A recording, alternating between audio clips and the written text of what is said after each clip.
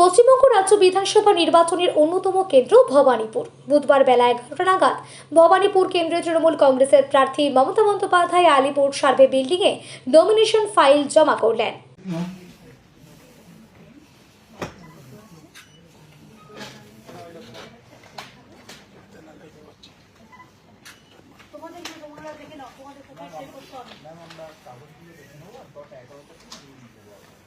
আমি বসে আছি, আমি 11টা ঘুরেই করবো।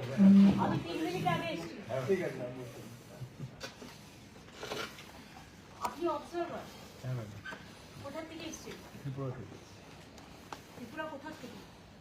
আগরতলা আমি সচিবালয়ে ত্রিপুরায় বাড়ি?